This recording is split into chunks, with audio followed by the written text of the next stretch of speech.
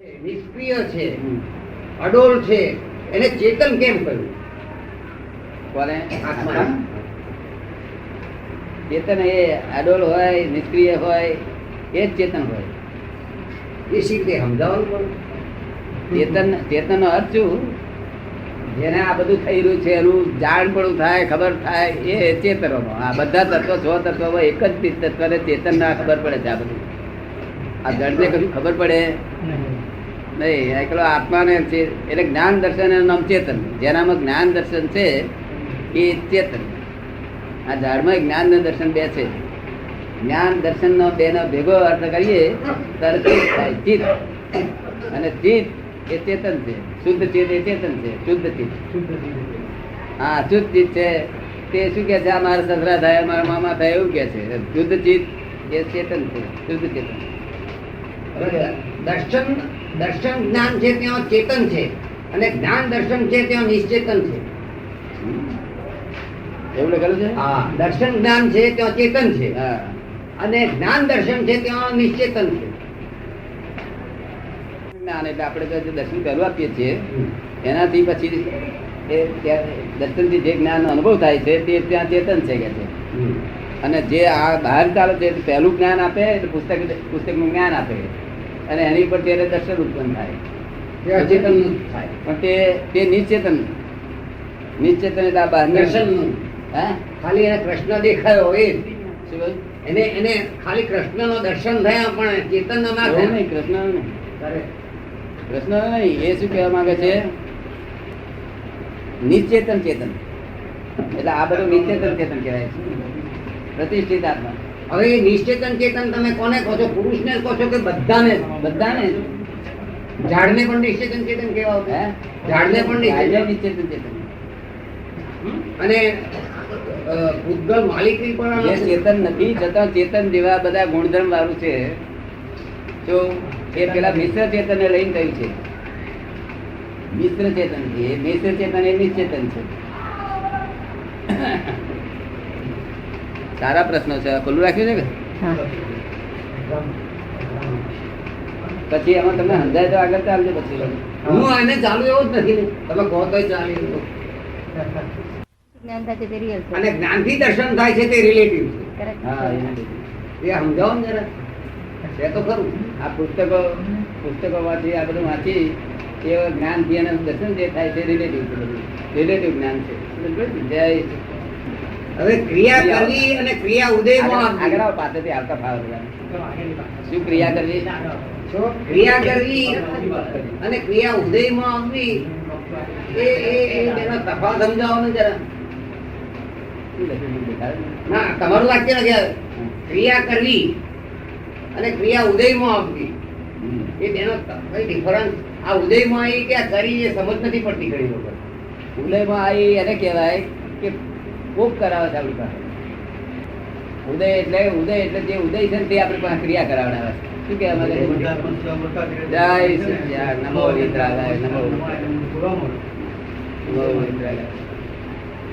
નમો વિતરાગાય. આટલો એટલો રિયલ માર્ગ, બીજા બધા રિલેટિવ.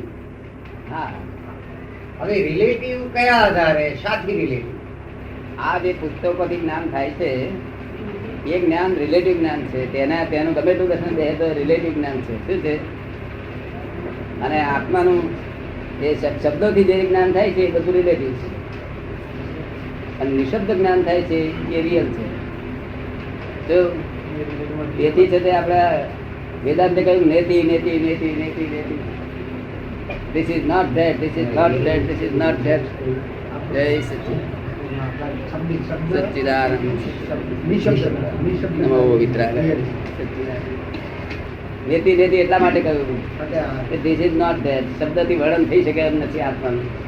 અવક્તવ્ય છે, અવર્ણનીય છે, શબ્દ બહુ ઉતરે એવો છે નહીં. માટે ગોળ જ્ઞાન.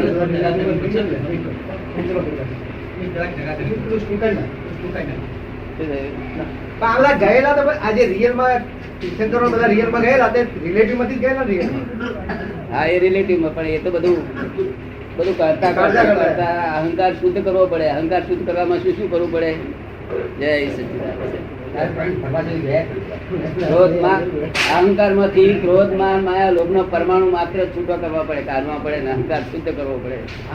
જેમાં રાગ દ્વેષ હોય નહીં એવો અહંકાર. શું વિતરાગ અહંકાર ઉભો કરે, છેલ્લામાં છેલ્લો ત્યારે શુદ્ધાત્મા ભેગો થાય ત્યારે સાક્ષાત્કાર થાય. ત્યારથી આ બધા સાક્ષાત્કાર જે બધા બોલે છે ભગતો, એ તો નહીં છે તે દ્રશ્ય ને દ્રષ્ટા માને છે. શું થાય છે કે દ્રશ્ય જુએ છે એને જાણી ગયું ભગવાન નો સાક્ષાત્કાર થઈ ગયો. ભાઈ કૃષ્ણ ભગવાન દેખાય નહીં. આપડે પૂછીએ કેવા દેખાય છે, બોલ દેખાય જોયા ફોટા એવા દેખાય, કલ્પિત બધી વસ્તુઓ. અને તેમાં પણ લોકોને ધીરજ રહે, શાંતિ રહે, એના આધારે એકાગ્રતા રહે, શાંતિ રહે. પણ એ સાચું પગથિયું નથી, એથી આગળ જવાનું છે. દ્રષ્ટિ દ્રષ્ટામાં પડે ત્યાં સુધી જવાનું. દ્રષ્ટિ દ્રષ્ટામાં પડે. તીર્થંકરોએ ગણધરોને જે જ્ઞાન આપ્યું, તીર્થંકરોએ ગણધરોને તે એ રિલેટિવ થી એ લોકો રિયલ ગયા. બધું રિલેટિવ થી, એ રિલેટિવ થી બધું. ત્યાગ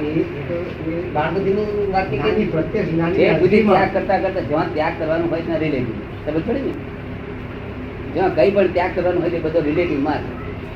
પણ પ્રત્યક્ષ જ્ઞાનની હાજરી તો ખરી ને ત્યાં. પ્રત્યક્ષ તીર્થંકરની હાજરી નહીં, હે પ્રત્યક્ષ તીર્થંકરની હાજરી હતી ને. હાજરી હોય તો પણ આમ રિલેટિવ જ્ઞાન કહેવાય. જ્યાં કઈ પણ ત્યાગ કરવાનો હોય રિલેટિવ માર્ગ, રિયલ માર્ગ નહીં. રિયલ માર્ગમાં ત્યાગ કરવાનો હોય નહીં. ત્યાગ કરનાર જોઈએ, ત્યાગ કરનાર જોઈએ. તો ત્યાગ કરનાર અહંકાર હોય, અહંકાર સિવાય થઈ શકે નહીં.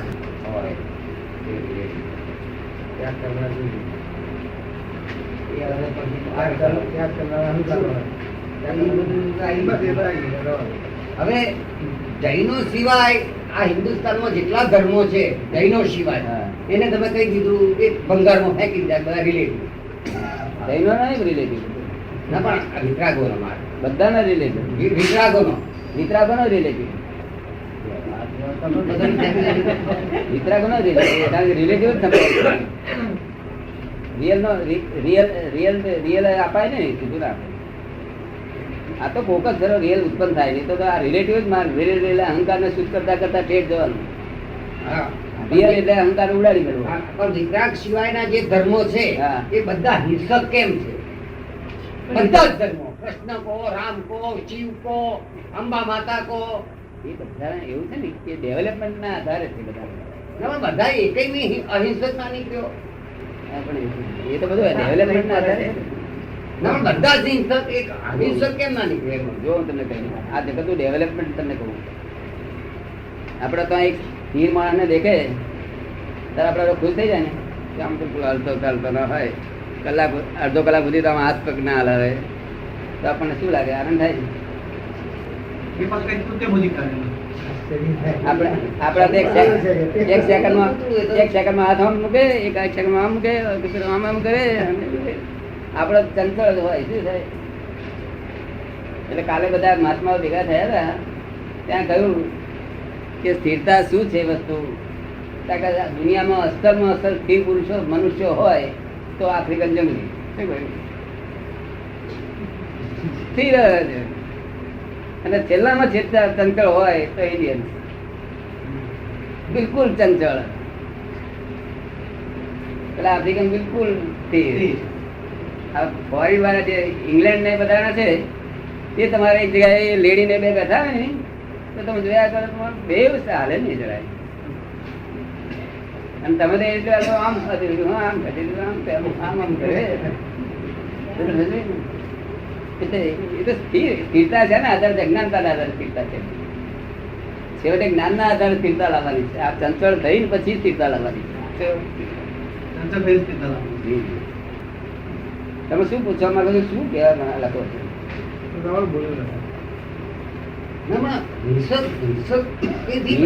એ તો બધું એના ડેવલપમેન્ટ ના આધારે હિંસક હોય જ. આ જીવડા નથી મારતા અને આ બુદ્ધિ થી મારે છે, એ મોટા મોટા હિંસક છે. જે મોટા મોટા શિવ જેવા શિવ થઈ ગયા, શિવ જેવા શિવ થઈ ગયા, કૃષ્ણ થઈ ગયો, આ બધા હિંસક, અંબા માતા અને બધા એ ખાલી લક્ષ્મી ને સ્પર્શ તંબુરા વાળા છે, પણ બીજા તો એવી રીતે હિંસક ના કહેવાય. તારે એ શું હથિયારો શું કરવા? ના એ હથિયારો શું કરો હાથમાં રાખે? હે હથિયાર શું કરો હાથમાં રાખે? હા એ તો ક્ષત્રિય પડે, ક્ષત્રિય ક્ષત્રિય પડે છે, એનો ગુણધર્મ છે એનો. તો હિંસક એટલે આ કઈ જેવું તે વસ્તુ નથી. એક ક્ષત્રિય પણ અને ક્ષત્રિયો તીર્થંકર થયેલા. અને આ જૈનો છે તે હિંસક ભાવ તીર્થંકર નહીં થઈ શકે, અહિંસક ભાવ થાય. કૃષ્ણ ભગવાન ગમે તે કર્યું છે પણ હા આવતી થાય છે તીર્થંકર થાય છે. શું કહ્યું? એટલે એનો હું જોશો નહીં, હિંસા હિંસા નહીં. હિંસા તો આવે જેમ બધા અક્કલવાળો હોય ને તે બુદ્ધિની હિંસા કરે છે. આ બધા બુદ્ધિથી માણસ લોકોને જે બુદ્ધિથી રક્ષણ આપવું જોઈએ. અમારે બુદ્ધિ એટલે પ્રકાશ, બુદ્ધિ એટલે પ્રકાશ, અને પ્રકાશ એટલે શું કે બીજું ઓછા જેને ન દેખાતું એને ધરવું જોઈએ આપણે ફ્રી ઓફ કોસ્ટ. તે અભાવથી કરવું જોઈએ. તેને બધે બુદ્ધિથી ઓછી બુદ્ધિવાળાને મારે તો એ તો મોટા મોટો રોગ છે. આ તો તમે મોટરમાં જતા હોય અહીં રોડ ઉપર અને પેલી બેટરી લાઈટ જતી રહી હોય અને રોડ ઉપર અજવાળું દેખાતું હોય ચંદ્રવાળ લીધે, તો તમને બીજું કશું કંઈ વિચાર આવે ખરો? મોટર ચલાયા જ રાખે તો પણ જયારે ભાઈ લાઈટ થઈ જાય ત્યારે એના જીવડા બધા અડધા પડતા દેખાય. એટલે ત્યારે મને મનમાં શંકા પડે કે હો આ તો તારી જીવ હિંસા થાય છે મોટર અથડાઈને. શું પહેલા નથી થતી? કારણ કે લાઈટ નતું એટલે દેખાતું જ નતું, તો પછી હિંસા થાય છે એવું શંકાય કેમ પડે? ખબર પડે ને આ હિંસા થાય છે લાઈટ ના આધારે. જેના લાઈટ જેટલું જેટલું થયું છે આ ફોરેન વાળા હિંસાને સમજતા જ નથી. કારણ કે એ અંધારી ગાડીમાં જ ચાલ્યા કરે એટલે એને એમ ખબર જ નથી કે આ જીવડા વટાઈ જાય છે. અને લાઈટ કરીએ તો દેખાય જીવડા? હે પુષ્કળ દેખાય. મોટા અથડા તો દેખાય ગાડી ને રાતે? એ લાઈટ ના આધારે છે. શું છે? લાઈટ ના. એક જણ પૂછતા હતા આત્મા ક્યાંથી કેવો છે? તમે કોઈ આત્મા તું ગાડીમાં બેઠો હોય આ વાંદરાની ખાડી આવી તો એ લાઈટ ખાડી બહુ જાય. લાઈટ ગાડી ખાડી જાય કે ના જાય? અને ખાડી ગંધાય તો લાઈટ ગંધાય ખરું? લાઈટ ને છે કાદવ અડતો છે? કેમ ના અડે? લાઈટ ને કાદવ ના અડે? પાણી તો અડતું છે ને, એ ગંધે ના અડે? તો આ ફૂલ લાઈટ ને ગંધ નથી અડતી તો પેલો પ્રકાશ ને તો કશું અડતું જ નહીં, નિર્લેપ જ છે. શું કહ્યું? તો આ ફૂલ અજવા નથી અડતું કશું, તો પેલો પ્રકાશ તો નિર્લેપ જ છે. શું અસંગત છે પણ ભ્રાંતિ જતી નથી એના મનમાં. કે પોતાને શંકા પડે છે કે મને દોષ બેઠો કે ચોટ્યું. શું શંકા ના પડે પછી છે પોતે જુદો છે, દેહ જુદો છે, બે જુદી વસ્તુઓ છે. સાયન્ટિફિક રીતે એકાકાર છે નહીં, તન્મયાકાર છે નહીં, બે જુદા જ છે. પણ પોતાનું ભાન નથી અને હાઉ ટુ કંટ્રોલ એ જાણતા નથી. કંટ્રોલિંગ સ્ટેશનને ખબર નથી એ લોકોને. શું પૂછવા લાયા ને શું પછી પૂછતા નથી કશું. ઉપર શું છે કે છે? હે અને દાદા તમે કહો છો કે ઉપર બાપોય ભગવાન બાપોય નથી, ઉપર તો આકાશ છે. માની લીધું, તમે કહ્યું એટલે માની લીધું 100% પણ ઉપર કઈક તો હશે ને તો લોકો કહેતા હશે ને ઉપર કશું નહીં. આ બધા છે તે મૂળ ચાવવા પરથી નીકળેલું કે ઉપર સિદ્ધ તિલા છે ને તો સિદ્ધ ગતિના આધારે પહેલાના લોકો આમ ઉપર આગળ કરી ઉપર છે તેના આધારે આ બધું રહી ગયું છે. લોકોને આવી ભાન નથી. લોકો જાણે કે હું અરજી કરું છું એ ભગવાન કરે છે. લોકો શું સમજે હું અરજી કરું છું એ ભગવાન કરે છે, હું એ નહીં. કોઈ બાપો નથી, ઉપર આકાશ છે ખાલી. આ ભ્રાંતિમાં મરી જાય, કરોડો વર્ષથી આવું નવું મરી જાય. The world is the puzzle itself. God has not puzzled this world at all. Only scientific circumstantial evidence.